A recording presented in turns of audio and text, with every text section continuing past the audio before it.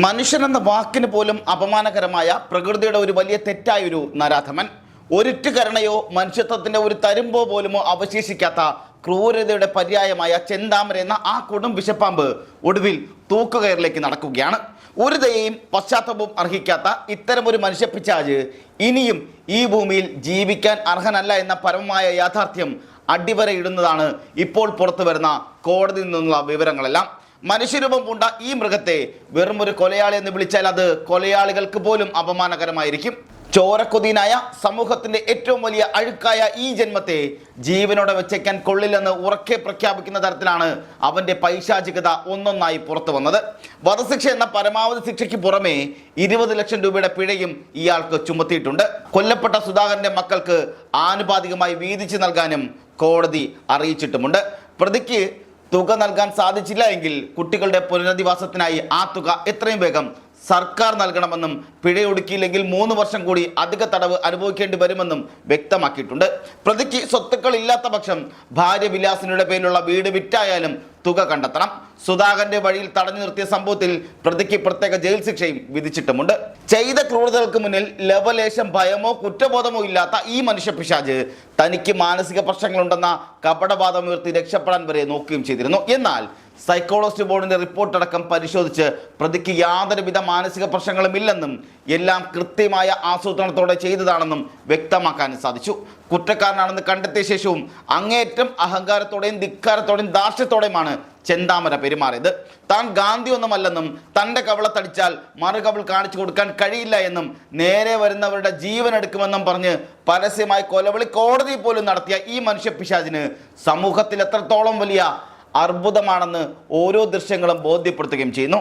1-ാം ദിവസം തന്നെ റിമാൻഡ് ചെയ്യാൻ ആലത്തൂർ കോടതിയിൽ ഹാജരാക്കിയപ്പോൾ പോലും 100 വർഷം വേണമെങ്കിലും ശിക്ഷിച്ചോളൂ എന്നായിരുന്നു അയാളുടെ ധിക്കാരപരമായ പ്രതികരണം. ജയിൽ സൂപ്രണ്ടിന്റെയും പ്രൊബേഷൻ ഓഫീസറുടെ റിപ്പോർട്ടുകൾ പ്രകാരം ജയിലിൽ കിടക്കുമ്പോൾ പോലും സഹതടവുകാരോട് ഒരക്ഷരം മിണ്ടാതെ ചെയ്ത ക്രൂരതയിൽ ഒട്ടും പശ്ചാത്താപമില്ലാതെ, അതായത് ഒരു പശ്ചാത്താപവും ഇല്ലാതെ കൊടും വിഷപ്പാമ്പിനെ പോലെ പ്രതികാര ചിന്തയും പേർ നടക്കുന്ന ഇയാളെ ഇനി ഒരിക്കലും തിരുത്താൻ കഴിയില്ലെന്ന് വ്യക്തമാക്കിയിരുന്നു.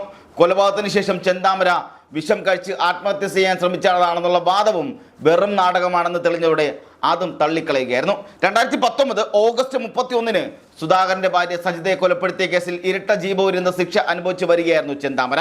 ആ കുടുംബത്തെ അപ്പാടെ തുടച്ചു നീക്കണമെന്ന ക്രൂരമായ അന്ധമായ വൈരാഗ്യത്തിലാണ് ജാമ്യത്തിലിറങ്ങി വീണ്ടും ചോരക്കളിക്ക് തുനിഞ്ഞത്. 2025 ജനുവരി 27-നായിരുന്നു നാടിനെ നടുക്കിയ ആ പൈശാചിക സംഭവം അരങ്ങേറിയതും. കൊലപാതകം നടത്തുന്നതിനായി കോഴിക്കോട്ടെ സഹപ്രവർത്തകരോടും നാട്ടിലെ ചായക്കടകളിലും പ്രതി മുൻകൂട്ടി സൂചനകൾ നൽകുകയും മാരകായുധങ്ങൾ തയ്യാറാക്കുകയും ചെയ്തിരുന്നു. പട്ടാപ്പകൽ വീട്ടിൽ അതിക്രമിച്ചു കയറി സുധാകരനെ വെട്ടിപ്പിളർത്തിയ പ്രതി അത് കണ്ട് നിലവിളിച്ചോടി വന്ന വയോധികയായ അമ്മ ലക്ഷ്മിയെയും കശാപ്പുകാരനെ പോലെ ക്രൂരമായി വെട്ടിവീഴ്ത്തി. ചോരയിൽ കുളിച്ചു കിടന്ന ആ വൃദ്ധയോട് പോലും ഈ മൃഗത്തിന് ഒരിറ്റു കാരുണ്യം തോന്നിയതുമില്ല. സുധാകരൻ സംഭവ സ്ഥലത്തും ലക്ഷ്മി ആശുപത്രിയിലേക്കുള്ള വഴിമധ്യമാണ് മരണത്തിന് കീഴടങ്ങിയത്. ജാമ്യവ്യവസ്ഥകൾ ലംഘിച്ച് നിയമത്തെ വെല്ലുവിളിച്ച് നടത്തിയ ഈ കൊലപാതകം സിസ്റ്റത്തിന്റെ വലിയൊരു പരാജയമായി മുമ്പ് ചൂണ്ടിക്കാണിക്കപ്പെട്ടിരുന്നു. പ്രതിയുടെ ഭീകരതയും കൊലവിളിയും ഭയന്ന് ആ പ്രദേശത്തെ ജനങ്ങൾ അത്രമേൽ അസ്വസ്ഥരായിരുന്നു. ഈ മനുഷ്യപിശാചിനെ ഭയന്ന് കേസിലെ പ്രധാന സാക്ഷികളിൽ ഒരാളായ പുഷ്പ എന്ന നാട്ടുകാരി സ്വന്തം നാട് പോലും ഉപേക്ഷിച്ച് തമിഴ്നാട്ടിലെ തിരുപ്പൂരിലേക്കും പിന്നീട് കോയമ്പത്തൂരിലേക്കും ഓടിപ്പോകേണ്ട സാഹചര്യം വരെ ഉണ്ടായി. ശിവരാജൻ എന്ന് പറയുന്ന മറ്റൊരു സാക്ഷിയും പ്രതിയിൽ നിന്ന് വലിയ ജീവൻ ഭീഷണി നേരിടേണ്ടി വന്നിരിക്കുകയും ചെയ്തു. വിചാരണ വേളയിൽ ചെന്താമരയുടെ ജ്യേഷ്ഠനായ രാധാകൃഷ്ണൻ, അദ്ദേഹത്തിന്റെ ഭാര്യ, അതുപോലെ തന്നെ അയൽവാസിയെ പൊന്നു, ദൃക്സാക്ഷിയായ ഗിരീഷ് എന്നിവരുൾപ്പെടെ 4 പ്രധാന സാക്ഷികൾ കോടതിയിൽ കൂറുമാറി.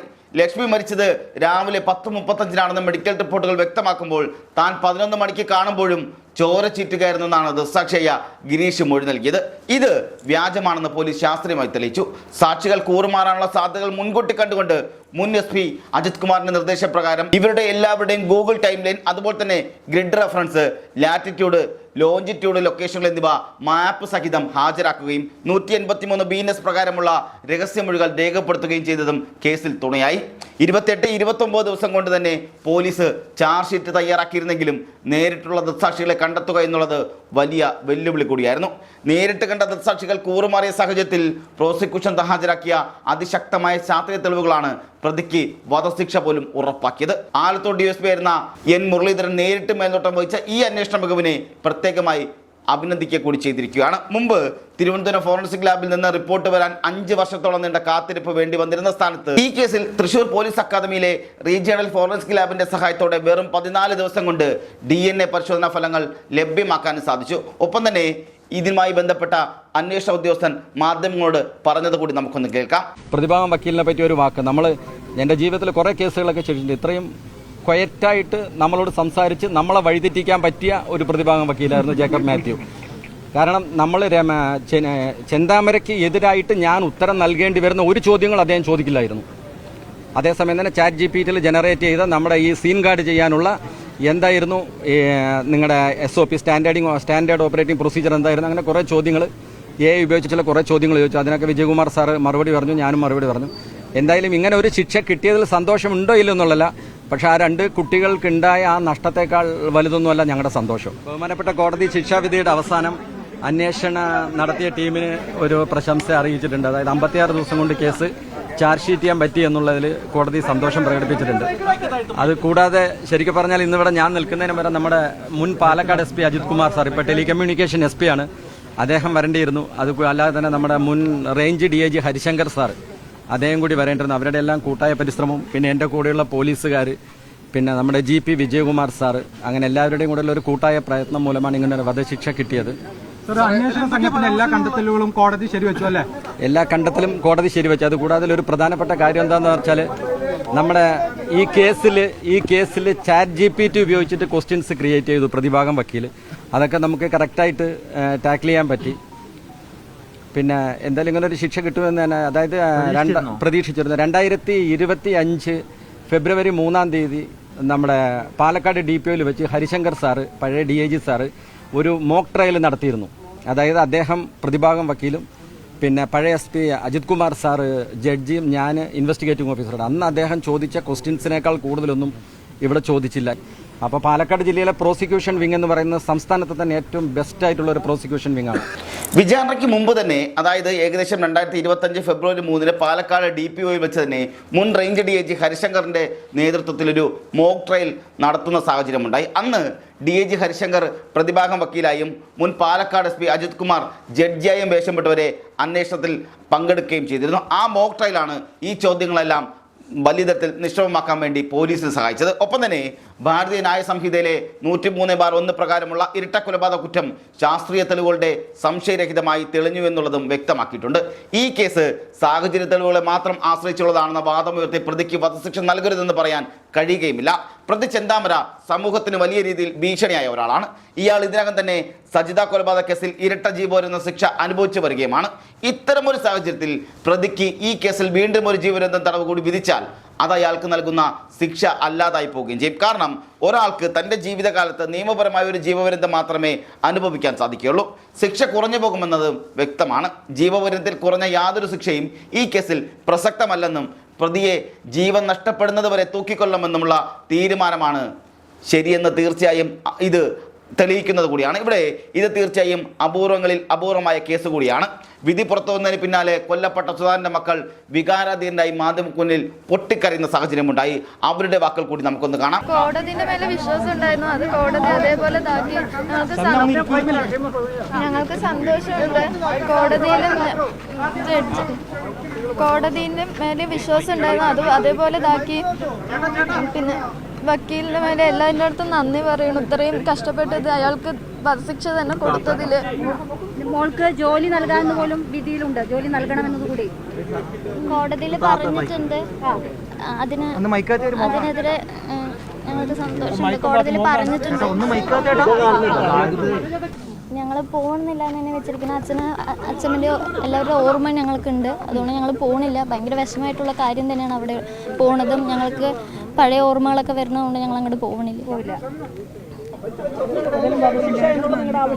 എല്ലാവർക്കും ഒരുപാട് നന്ദിയുണ്ട്. ജഡ്ജിക്കായാലും ഞങ്ങൾ ഹെൽപ്പ് ചെയ്ത പോലീസിനായാലും എല്ലാവർക്കും ഒരുപാട് നന്ദിയുണ്ട്. ഇയാൾക്ക് വധശിക്ഷ കൊടുത്തതിൽ ഒരുപാട് സന്തോഷമുണ്ട്. അയാൾക്ക് ഒരു മുഖഭാവം മാറ്റമൊന്നും ഇല്ലാതെ തന്നെയാണ് ഇപ്പോഴും നിൽക്കുന്നത്. അയാൾക്ക് ഇതിലൊന്നിനും പേടിയില്ല. അപ്പോൾ എന്തായാലും വധശിക്ഷ കിട്ടിയതിൽ ഞങ്ങൾക്ക് സന്തോഷമുണ്ട്. അയാൾ അനുഭവിച്ച് അതിൻ്റെ ഉള്ളിൽ ഇരിക്കണം. തൂക്കുകയറ് കൊടുത്ത് എന്തായാലും അപ്പീൽ പോയാൽ നമ്മളും അപ്പീലിന് പോകും. ഒരാളിങ്ങനെ ഇതാക്കിയിട്ട് വെളിയിൽ വരാനും പറ്റില്ലല്ലോ. അപ്പോൾ നമ്മൾ എന്താ വെച്ചാൽ അതിന് വേണ്ടതെന്ന് വെച്ചാൽ നോക്കാം. അനാഥരാക്കപ്പെട്ട പെൺകുട്ടികൾക്ക് സർക്കാർ ജോലി നൽകാൻ ആവശ്യമായ നടപടികൾ സ്വീകരിക്കണമെന്നും പ്രത്യേക നിരീക്ഷണമുണ്ട്. സർക്കാർ അനുകൂലമായ തീരുമാനമെടുക്കുമെന്നാണ് പൊതുസമൂഹവും പ്രതീക്ഷിക്കുന്നത്. പ്രതിക്ക് പരമാവധി ശിക്ഷ ലഭിച്ചതിൽ വലിയ സന്തോഷമുണ്ടെന്നാണ് പോലീസ് വ്യക്തമാക്കുമ്പോഴും മാതാപിതാക്കളെ നഷ്ടപ്പെട്ട ആ മക്കളുടെ സങ്കടത്തെക്കാൾ വലുതൊന്നുമല്ല തങ്ങളുടെ ഈ ഔദ്യോഗിക സന്തോഷമെന്നാണ് DWSP ഉൾപ്പെടെയുള്ള അന്വേഷണ ഉദ്യോഗസ്ഥർ പങ്കുവച്ചിരിക്കുന്നതും. വധശിക്ഷ വിധിച്ചെങ്കിലും ഇതിൽ മറ്റൊരു പ്രധാനപ്പെട്ട കാര്യം കൂടിയുണ്ട്. ഇത് അന്തിമമായി നടപ്പാക്കുന്നതിന് മുമ്പ് തന്നെ ഇനിയും നിയമപരമായ കടമ്പകൾ ഒത്തിരി ബാക്കിയുണ്ട്. വധശിക്ഷാ വിധി ഹൈക്കോടതി സ്ഥിരീകരിക്കേണ്ടതുണ്ട്. ഇതിനായി സംസ്ഥാന സർക്കാരും പ്രോസിക്യൂഷനും കോടതിയിൽ അപ്പീൽ നൽകും. അതേസമയം തന്നെ വധശിക്ഷ ഒഴിവാക്കണമെന്നാവശ്യപ്പെട്ട് പ്രതിഭാഗവും ഹൈക്കോടതിയെ സമീപിക്കും. കേരളത്തിൽ 1991 ജൂലൈ 6 കണ്ണൂർ സെൻട്രൽ ജയിലിൽ വെച്ച് 14 പേരെ ചുറ്റിക്കൊണ്ട് തലക്കടിച്ചു കൊന്ന റിപ്പർ ചന്ദ്രനെ തൂക്കിലേറ്റിയതിനു ശേഷം ഇതുവരെ വധശിക്ഷകളൊന്നും തന്നെ നടപ്പാക്കിയിട്ടില്ല. എങ്കിലും സമൂഹത്തിന് ശക്തമായൊരു സന്ദേശം നൽകാനും കൊടും കുറ്റവാളികൾക്ക് നിയമവ്യവസ്ഥ മാതൃകാപരമായ ശിക്ഷ ഉറപ്പാക്കുമെന്നും തെളിയിക്കുന്നതിനാണ് ഈ ചരിത്ര തീരുമാനം കൂടി എടുത്തിരിക്കുന്നത്. ഈ കേസിന്റെ ഗൗരവം കണക്കിലെടുത്ത് പ്രോസിക്യൂഷൻ സമർപ്പിച്ച ശാസ്ത്രീയമായ മറ്റു ചില തെളിവുകൾ കൂടി ഇവിടെ പരാമർശിക്കേണ്ടത് കൂടിയുണ്ട്. ക്രൈം സീനിൽ നിന്ന് ലഭിച്ച രക്തക്കറകളുടെ DNA പരിശോധനയിലൂടെ കൊല്ലപ്പെട്ടവരുടെ സാന്നിധ്യം പ്രതിയുടെ ശരീരത്തിലും വസ്ത്രത്തിലും ഉറപ്പാക്കാൻ കഴിഞ്ഞത് കേസിൽ നിർണായകമായി. കുറ്റകൃത്യം നടന്ന സമയത്ത് പ്രതി ഉപയോഗിച്ചിരുന്ന മൊബൈൽ ഫോണിന്റെ ടവർ ലൊക്കേഷൻ വിവരങ്ങൾ പരിശോധിച്ചതിൽ നിന്നും അദ്ദേഹം പോത്തുണ്ടിയിലെ സംഭവ സ്ഥലത്ത് കൃത്യമായ സമയത്ത് തന്നെ ഉണ്ടായിരുന്നെന്ന് ബോധ്യപ്പെട്ടു. പ്രതിഭാഗം ജാമ്യാപേക്ഷകളിലും വിചാരണ വേളയിലും ഉയർത്തിയിട്ടുള്ള എല്ലാ അലീബി വാദങ്ങളും ഈ ഡിജിറ്റൽ തെളിവുകൾ വഴി പ്രോസിക്യൂഷൻ കാറ്റിൽ പറത്തുന്ന സാഹചര്യമുണ്ടായി. സാങ്കേതിക വിദ്യയുടെ സഹായത്തോടെ ഒരു കൊലപാതക കേസ് എങ്ങനെ തെളിയിക്കാമെന്നുള്ള മികച്ച ഉദാഹരണമായി മാറിയിരിക്കുകയാണ് ഈ അന്വേഷണം എന്ന് കൂടി പറയേണ്ടിയിരിക്കുന്നു. ഉയർത്തിയ എല്ലാ തന്ത്രപരമായ തടസ്സങ്ങളെയും പ്രോസിക്യൂഷൻ നിയമപരമായി തന്നെ നേരിട്ട് തോൽപ്പിച്ചു. വധശിക്ഷ എന്ന പരമാവധി ശിക്ഷ ഇത്തരം ക്രൂരമായ കേസുകളിൽ അത്യാവശ്യമാണെന്ന പൊതുവികാരമാണ് ഇതിലൂടെ പ്രതിഫലിക്കുന്നത്. ഇരട്ടക്കൊലപാതകം എന്ന പൈശാചികമായി കൃത്യം ചെയ്ത പ്രതിക്ക് യാതൊരുവിധ ഇളവുകളും നൽകാൻ കഴിയില്ലെന്ന് പ്രഖ്യാപിച്ചപ്പോൾ അത് നീതിന്യായ വ്യവസ്ഥയുടെ ജനങ്ങളിൽ നിന്നുള്ള വിശ്വാസം കൂടി വർദ്ധിപ്പിച്ചിരിക്കുകയാണ്. അനാഥരായ ആ പെൺകുട്ടികളുടെ കണ്ണീരിന് ഇതിലൂടെ ഒരു പരിധിവരെ ആശ്വാസവും ലഭിച്ചിരിക്കുകയാണ്. നീതി വൈകിയ വേളയിലും കൃത്യമായ ശിക്ഷാവിധിയിലൂടെ നിയമം അതിൻ്റെ വഴി പൂർത്തിയാക്കിയെന്നുള്ള സന്ദേശമാണ് ഇത് നൽകുന്നതും.